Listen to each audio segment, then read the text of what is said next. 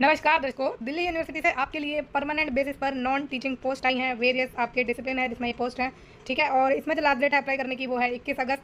सारी चर्चा करने वाले हैं हम इस वैकेंसी से रिलेटेड, जैसे आपका एग्जाम का पैटर्न, आपकी एज लिमिट, आपकी एप्लीकेशन फॉर्म की फीस, सब कुछ डिस्कस करेंगे। तो वीडियो को पूरा देखेगा। और एक और आपके लिए एक इंपॉर्टेंट इन्फॉर्मेशन है कि आपको जैसे कोई भी डाउट होता है किसी भी चीज़ से रिलेटेड, आपके करियर से, आपकी वैकेंसीज के बारे में, आपकी पोस्ट के बारे में, एग्जाम के बारे में, किसी भी चीज़ के बारे में, उसके लिए जो भी डाउट है आप मुझसे डायरेक्टली पूछ सकते हैं मेरे टेलीग्राम चैनल पर। स्पेशली आप लोगों के लिए बनाया है, क्योंकि कई जो एस्पिरेंट्स हैं उनके मैसेज आते हैं और यूट्यूब पर वो कमेंट करते हैं, बट सारे कमेंट का आंसर नहीं हो पाता है या वो इग्नोर भी हो जाते हैं, क्योंकि नोटिफिकेशन टाइमली नहीं भी देता ऐप है तो उसमें ग्लिच होती ही है। तो इसका एक सोल्यूशन है कि आपके लिए टेलीग्राम चैनल का लिंक इस वीडियो के डिस्क्रिप्शन बॉक्स में आपको दिया जाएगा। वहाँ पर क्लिक करिए और डायरेक्टली मुझसे जुड़िए, और जो भी क्वेश्चन है, आप कोई भी करियर से रिलेटेड जो भी आपके डाउट है वो मुझसे आप पूछ सकते हैं, ठीक है। तो ये आपके लिए एक छोटी सी इन्फॉर्मेशन थी। तो शुरुआत करते हैं डिटेल के साथ वैकेंसीज की, ठीक है। तो सबसे पहले पोस्ट है हमारी प्रोफेशनल असिस्टेंट की, जिसका पे लेवल 6 है। उसमें 15 वैकेंसी है। 15 में से 8 अनरिजर्व के लिए, 2 एससी के लिए, 1 एसटी के लिए है, 3 ओबीसी के लिए और 1 ईडब्ल्यूएस के लिए है। नेक्स्ट है स्पोर्ट्स कोच की वैकेंसी, 1 वैकेंसी है अनरिजर्व के लिए। फिर है सेमी प्रोफेशनल असिस्टेंट, 17 वैकेंसी है। उसमें से 9 अनरिजर्व के लिए, 2 एससी के लिए, 1 एसटी के लिए, 4 ओबीसी के लिए और 1 ईडब्ल्यूएस के लिए। नेक्स्ट पोजीशन का नाम है लाइब्रेरी असिस्टेंट, जिसमें टोटल 6 वैकेंसी है। उसमें से 4 अनरिजर्व के लिए, 1 एसटी के लिए, 1 ओबीसी के लिए है।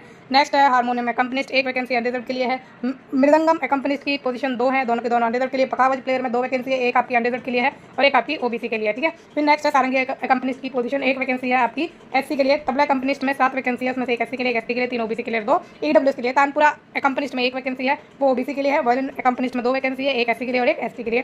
फिर आगे बात करें कि आपकी जो इसमें 3 वैकेंसी है स्पोर्ट्स कोचेस की, वो कॉन्ट्रैक्ट बेसिस पर रहने वाली है। टोटल 3 वैकेंसी है, आपको बता दिया मैंने। उसमें से 1 अनरिजर्व के लिए, 1 एससी के लिए और 1 आपकी ओबीसी के लिए है। एसटी और ईडब्ल्यूएस के लिए कोई वैकेंसी इसमें नहीं है। फिर नेक्स्ट हम बात है आपकी एजुकेशन क्वालिफिकेशन की पीडीएफ। अच्छा, मैं आपको बता दूं कि जो आपकी फॉर्म भरने की डेट शुरू होने वाली है वो है 5 अगस्त। 5 अगस्त से फॉर्म आप भर सकते हैं और 21 अगस्त इसकी लास्ट डेट है। तो ज़्यादा टाइम इन्होंने नहीं दिया है, बट हाँ, लास्ट डेट बढ़ने के चांसेस पूरे रहते हैं। तो अगर आप ये लेट वीडियो भी देख रहे हैं और अगर आप इंटरेस्टेड हैं फॉर्म भरने के लिए, तो आप लास्ट डेट कंफर्म कर लीजिएगा दिल्ली यूनिवर्सिटी की वेबसाइट पर। वेबसाइट का जो लिंक है वो आपको डिस्क्रिप्शन बॉक्स में मिलेगा इसी वीडियो के, तो आप देख लेना। अब पहली पोस्ट जो हमारी थी प्रोफेशनल असिस्टेंट की, जिसका पे लेवल 6 मैंने आपको बताया। पोस्ट कोड जरूर ध्यान में रख लेना, क्योंकि एप्लीकेशन फॉर्म भरते वक्त आपको जरूरत पड़ सकती है। इसमें क्वालिफिकेशन की बात करें तो मास्टर डिग्री आपको चाहिए लाइब्रेरी एंड इन्फॉर्मेशन साइंस में, रिकॉग्नाइज यूनिवर्सिटी से। 2 साल का साथ में एक्सपीरियंस भी चाहिए रेलिवेंट फील्ड में।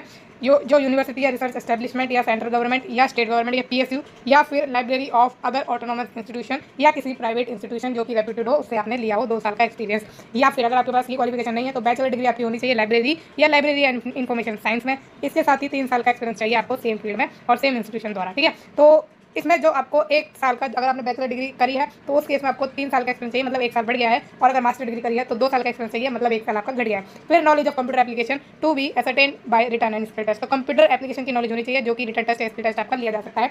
एज लिमिट आपकी 35 साल है। स्पोर्ट्स कोच पे आए तो इसमें पे लेवल आपका 5 है। बैचलर डिग्री या मास्टर डिग्री मांगी है आपसे। फिजिकल एजुकेशन में डिप्लोमा मांगा है कोचिंग में जो कि NIS पटियाला द्वारा आपने लिया हो, ठीक है। या फिर कोई इक्विवेलेंट क्वालिफिकेशन आपके पास होनी चाहिए, मतलब आपको कोचिंग में कोई डिप्लोमा हो और वो रिकॉग्नाइज यूनिवर्सिटी इंस्टीट्यूट से होना चाहिए। Competence in coaching in minimum any 2 games at local, state, national, international या स्टैंडिंग इन स्पोर्ट्स। तो आपको दो गेम्स में कोचिंग की कॉम्पिटेंस होनी चाहिए, local, state, national, international, standing sport में। फिर 2 साल का एक्सपीरियंस भी चाहिए आपको कोचिंग एक्सपीरियंस, ठीक है।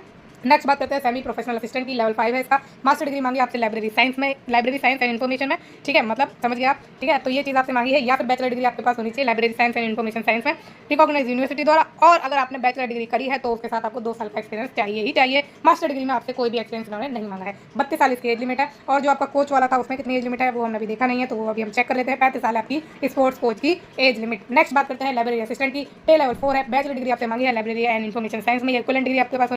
अब इसमें एक नोट भी दिया गया है कि आपको टाइपिंग भी आनी चाहिए 30 वर्ड पर मिनट इंग्लिश या हिंदी की, ठीक है। कंप्यूटर एप्लीकेशन भी आना चाहिए, नॉलेज होनी चाहिए। 32 साल एज लिमिट है। फिर नेक्स्ट पोजीशन जो आपकी हारमोनियम एकम्पनिस्ट की है, पे लेवल 4 है। आपसे मांगी है इन्होंने proficiency in art of harmonium playing, मतलब हारमोनियम आपको बजाना अच्छे से आना चाहिए with particular reference to the accompanist aspect of both. फिर साथ ही आपसे डिग्री भी मांगी है हारमोनियम में ही, या फिर अगर आपके पास ये दोनों नहीं है तो आपने डिप्लोमा या 12th एग्जामिनेशन पास की हो of any Indian board and should have undergone training in the harmonium under the established guru for a period of 6 years. तो 6 साल तक आपने ट्रेनिंग ली हो एक एस्टेब्लिश्ड गुरु द्वारा, और अगर आपने 12th करी है तो उस केस में आपकी 6 साल की ट्रेनिंग मांगी है। फिर डिजायरेबल आपकी ये सब, जो कि हमारे लिए इतना इंपॉर्टेंट नहीं है। 45 साल इसमें एज लिमिट है। नेक्स्ट आपकी मृदंगम एकम्पनिस्ट, प्रोफिशिएंसी से मृदंगम में होनी चाहिए, ठीक है। और with special reference to the accompaniment aspect और डिग्री मांगी है मृदंगम में। अगर आपने 12th करी है तो उसमें आपको 6 साल की ट्रेनिंग आपके पास होनी चाहिए। एस्टेब्लिश्ड गुरुद्वारा आपने वो ट्रेनिंग ली हो, 45 साल एज लिमिट है। पखावज प्लेयर में प्रोफिशिएंसी मांगी है पखावज या तबला प्लेइंग की, और with particular reference to accompaniment aspect of vocal as well as instrumental music, ठीक है। क्लासिक एंड सेमी क्लासिक आपको आना चाहिए, और साथ में आपसे डिग्री मांगे पखावज या तबला की। और अगर आपके पास ये दोनों चीज़ें नहीं है तो एक और ऑप्शन आपको दिया है कि डिप्लोमा हो या 12th हो आपके पास, और साथ में 6 साल की ट्रेनिंग आपकी एस्टेब्लिश्ड गुरुद्वारा आपने ली हो, 45 साल एज लिमिट है। सारंगी कंपनीज में देखो पे लेवल सबका 4 ही है, ठीक है, मैंने थोड़ा सा ध्यान दिया। तो पे लेवल इसमें जो आपके कंपनीज की पोजीशन है वो सेम है, 4 है। फिर नेक्स्ट जो आपकी सारंगी कंपनीज की पोजीशन है, इसमें आपसे सारंगी ऑब्वियसली आपको बजानी आनी चाहिए। पर्टिकुलर रेफरेंस आपको दिया गया है वोकल एंड परकशन म्यूजिक का, डिग्री आपकी सारंगी में होनी चाहिए। फिर 12th ये डिप्लोमा आपके पास हो तो उस केस में आपको 6 साल की ट्रेनिंग आपने ली हो एस्टेब्लिश्ड गुरुद्वारा, 45 साल इसमें एज लिमिट है, ठीक है। तबला कंपनीज में भी यही है कि तबला पखावज आपको बजाना आना चाहिए अच्छी तरीके से,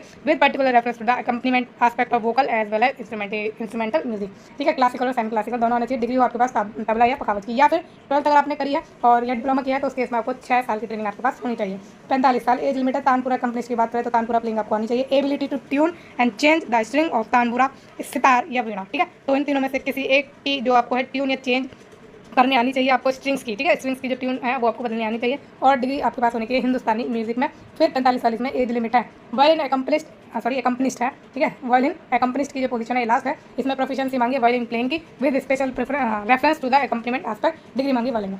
और अगर आपके पास ये दोनों नहीं है तो 12th आपसे मांगी है या डिप्लोमा मांगा है, साथ में 6 साल का आपका ट्रेनिंग मांगी है, 45 साल एज लिमिट है। तो ये आपकी होगी क्वालिफिकेशन आपकी पोस्ट वाइज। अब चलते हैं इसके एग्जामिनेशन स्कीम की तरफ, जो कि इंपॉर्टेंट है आपके लिए जानना, ठीक है।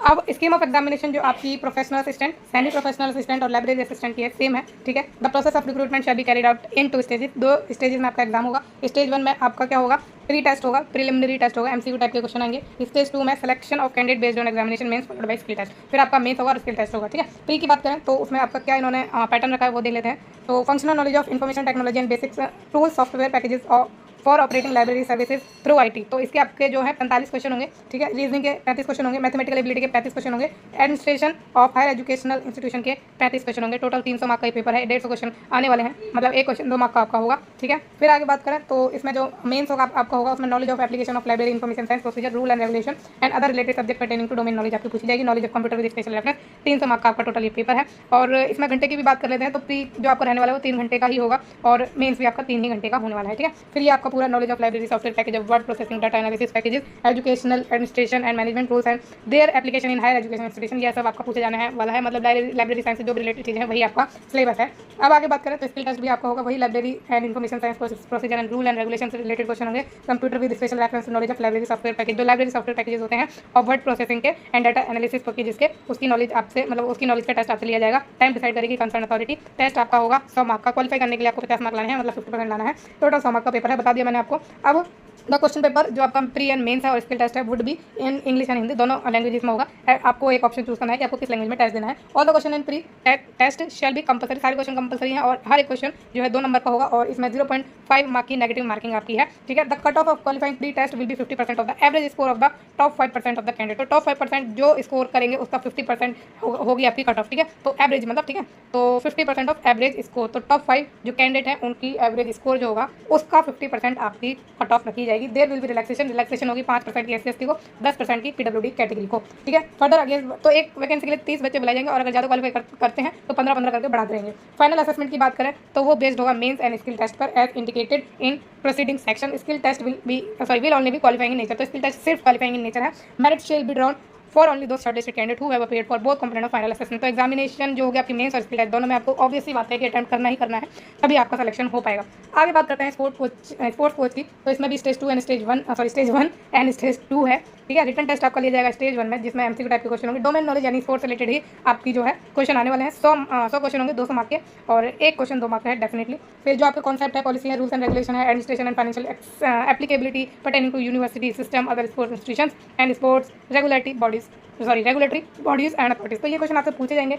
आप तसल्ली से सिलेबस को एनालाइज कीजिए, आप देखिए आपकी कितनी तैयारी और कितनी बाकी रह गई है। आपको डाउनलोड करना जरूरी है, तभी आपको पता चलेगा कि आपकी कहाँ कमजोरी रह गई है और कहाँ आपका स्ट्रॉन्ग पॉइंट है। कमजोरी वाली जगह को आप मजबूत करिएगा, ठीक है। फिर नेक्स्ट बात करें स्किल टेस्ट की, तो फिजिकल फिटनेस टेस्ट होगा, आपका knowledge skill and technique test होगा, application of skill and technique का टेस्ट होगा, टाइम आपको अलॉट किया जाएगा कंसर्न इवैल्यूएटिंग अथॉरिटी द्वारा, और 100 मार्क का ये पेपर रहने वाला है, क्वालिफाइंग इन नेचर है 50 मार्क के साथ, ठीक है। फिर बहुत वही लैंग्वेज है आपका, 0.5 मार्क की नेगेटिव मार्किंग है, 50 वही मैंने आपको बताया कि टॉप 5 कैंडिडेट के एवरेज स्कोर का 50% आपकी कट ऑफ रखी जाएगी और 30 कैंडिडेट पर वैकेंसी बुलाई जाएंगे। बाकी अगर ज़्यादा क्वालिफाई करते हैं तो 15 करके बढ़ा दी जाएंगे। फिर जो आपके कंपनिस्ट की जो पोजीशन है हर एक फील्ड में जो है हारमोनियम, मृदंगम, पखावज ये सब है, उनका भी सेम ही एग्जाम पैटर्न है। तो स्किल टेस्ट होगा स्टेज 1 में, रिटर्न टेस्ट होगा स्टेज 1 में एमसीक्यू टाइप का, और स्टेज 2 में स्किल टेस्ट होगा। स्टेज 1 की बात करें तो 100 क्वेश्चन आएंगे 200 मार्क के, एक क्वेश्चन होगा 2 मार्क का। और सिलेबस की बात करें ब्रीफ में दिया है इन्होंने कि detail of subject to be covered for different companies is given at the end of this section. तो ये डिटेल आपको दी गई है, आपकी जो डिसिप्लिन है उससे कंसर्न आपके क्वेश्चन पूछे जाएंगे, जिसका सिलेबस इसी पीडीएफ में नीचे की तरफ दिया गया है। आपको पीडीएफ इस वीडियो के डिस्क्रिप्शन बॉक्स में मिलेगी, डाउनलोड करिए, आराम से एनालाइज करिए और अपनी तैयारी को मजबूत बनाइए, ठीक है। तो ये चीज़ें देखो, सिलेबस पूरा दिया हुआ है। अब आगे बात करें syllabus for different areas, question will be combination of the following topics. तो ये सारे टॉपिक्स हैं जिससे आपके क्वेश्चन पूछे जाएंगे। अगर आपको कोई डाउट है तो आप मुझसे कमेंट में या मेरे टेलीग्राम चैनल पर आप मुझसे पूछ सकते हैं। कमेंट में हो सकता है कि छूट जाए, बट टेलीग्राम चैनल पर नहीं छूटेगा, तो चैनल को ज्वाइन कर लीजिए आपके इन टाइम आंसर्स के लिए, ठीक है। तो ये चीज़ आपकी हो गई। स्किल टेस्ट होगा आपका इसमें सेकंड स्टेज में, और वो क्वालिफाइंग नेचर है, 100 मार्क होगा, 50 मार्क आप लाने हैं, मतलब 50% टाइम आपको कंसर्न अथॉरिटी ही फाइनलाइज करेगी, ठीक है। तो ये चीज़ हो गई। बाकी सेम है, देखो बाइलिंगुअल होने वाला है, और टॉप 5 कैंडिडेट का ये स्कोर टाइप जो मैंने आपको टॉप बताइए वो है। फिर 30 कैंडिडेट बुलाई जाएंगे एक वैकेंसी के लिए, बाकी 15 करके बढ़ाते रहेंगे। ये चीज़ आपको होगी। पोस्ट कोड आपकी ये हो गई है, ध्यान रखिएगा इस चीज़ का। तो ये सिलेबस हमने कंप्लीटेड अब जो है डिस्कस कर लिया। अब एक लास्ट चीज़ आपकी एप्लीकेशन फॉर्म की फीस वगैरह लगी है, वो हम देख लेते हैं, वो भी आपको अगली पीडीएफ में मिलेगी। तो चलिए चलते हैं उसी पीडीएफ पर। अब हम आ गए एप्लीकेशन फीस की डिटेल पर। 1000 रुपये जनरल और अनरिजर्व को देनी है, 800 देनी है ओबीसी डब्ल्यूएस और फीमेल को, 600 रुपये देनी है एससी और पीडब्ल्यूडी कैंडिडेट्स को, ठीक है। एज रिलैक्सेशन दिया जाएगा एससी एसटी ओबीसी जो कि सेंट्रल लिस्ट में होंगे उनको, और पीडब्ल्यूडी और एक्स सर्विसमैन वगैरह को, ठीक है। वही 5 साल 3 साल 10 साल, इसी से जो आपका क्या कहते हैं उसको, जो रिजर्वेशन के क्राइटेरिया है उसी के अकॉर्डिंग आपको दिया जाएगा रिजर्वेशन, ठीक है। बाकी आप सारी डिस्कशन हम कर ही चुके हैं, कुछ रह नहीं गया है। अगर कुछ रह गया तो आप मुझसे कमेंट पूछ सकते हैं। आपको वीडियो कैसे लगी है मुझे कमेंट में जरूर बताना, और ऐसी ही इंटरेस्टिंग जॉब्स